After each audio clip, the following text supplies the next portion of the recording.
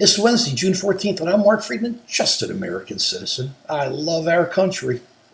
We're not going to talk about Trump today. It's going to make me happier. And we're going to talk about how to complain. Think like a lawyer. We're still no notes, no sense, no matter what.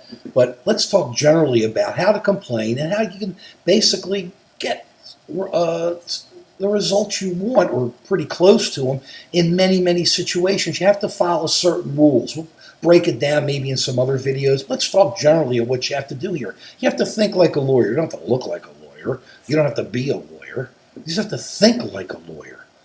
When you first have a complaint, whether it's because something you probably had at a restaurant or something you bought at a store, or you're not happy with the response you got, or it's at work and you have to deal with human resources, understand that those groups there, customer service, human resources, or whatever these other groups are called, are there to protect the corporation, to protect the company, not to protect you. They have different names, act like they are, but they're basically there to protect the company.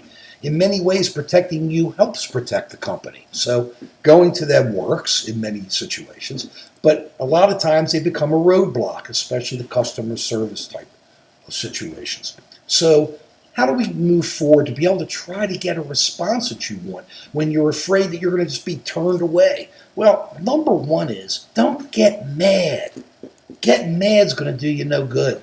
The first time they hear you yelling, you might as well just switch it off and say goodbye. Remember, they're taping you on the phone whenever you call somebody, so they're going to hear you yelling, and all of a sudden anyone else who would hear up the ladder, they would go, this guy's or woman's just a screamer. Come on, what are you talking about? First thing is be cool. Second thing is have with you a pen and a couple pieces of paper or a little notebook. Very important, something from the primitive days. You call up whoever it is, whether it's, let's say, customer service is this example, and you want to file a complaint and you want something done about something you bought. You call them up and you explain it nicely. You get the name of the person. Make sure you got your pen and the piece of paper. You got the name of the person. You write it down. You write down the time you're speaking to that person. You write down the phone number that you called that person at. And you review everything with the person about your issues. And the person doesn't give you a good response, but you go through it and they say, well, you can't do this, you can't do that. When you hang up, remembering that you were taped for everything, you write down contemporaneously everything that you talked about and that you were told. They don't keep all tapes for like hundreds of years, so who knows if they're going to keep the tape you had. But assuming they are, you still have to write down what happened, how it happened, and why you're not happy and where and what happened. You don't get a good response there. The next day you call again and you give the same situation. You say, I called Joe. Joe said he was going to take care of this. He didn't take care of it. Or Joe couldn't give me an answer. Or I'm just calling. I don't understand why. I'm really unhappy. I'm really sad. I don't know what's going on. And you go through the same thing again. At the end, you write, and if you get what you think is a good resolution, you write down what the person said, you write down the person's name, the time, as always, and the phone number. And why a pen and paper? Why going back to caveman days? Because you can always erase something on a computer, and they can get in and erase it, drop an email or whatever. But if you put it in writing and you have it on a notebook or some pieces of paper, people can't take it from you. And if it was done contemporaneous, they can't just erase it. You've got it. You have possession. You can make a copy. You can put it somewhere. You've got proof that you called, proof of what was told, and proof that you've been moving it up the line. If it doesn't work after the second, you move it up the line to a third person. You say, I'd like to speak to a manager. You can't get mad. You got to keep being nice. The manager doesn't take care of you. You do the same type of a situation here. At the same time, you ask, what is your email address?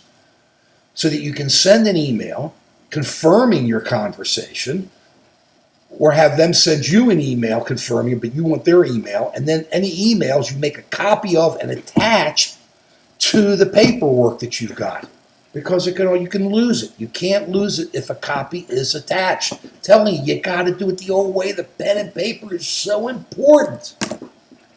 And being nice. If that doesn't work, then you've got to go online, get ways to go up the ladder, and there's always names, emails, and you can just put together an email and send it out to a group of people at the corporation you're dealing with. Nice email, because remember, anything you write will be used against you. A nice email telling the truth, breaking it all down. We can get into that later, but the whole key to all of this is that throughout you are making notes, you're putting those notes down, you're making it contemporaneous, so that if ever you have to come back to them and say, this is what happened, you've got it. Because you can believe that 95% of the people out there don't do that. They call up, they get mad, they hang up, they forget about it, and they say, well, you told me this, you told me that, and you've got no proof. But when you walk in and you say, I was told this, and I was told that on this date and that date, at this phone number, by this person, suddenly you're in a completely and absolutely different situation. That's thinking like a lawyer. It's being a bit organized. So put that together. We're going to get deeper into it in a couple others. But how to get your complaint resolved? Generally, do this. Follow it through all the way. Because when you've got the backup, it puts you into such a strong position later on when you get up to people who are actually there to listen to you.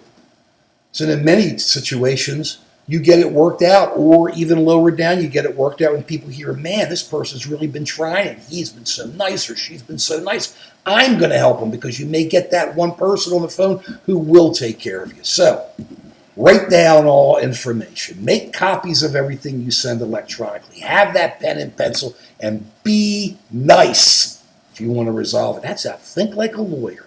Think like a lawyer. We'll have more coming up later. Peace.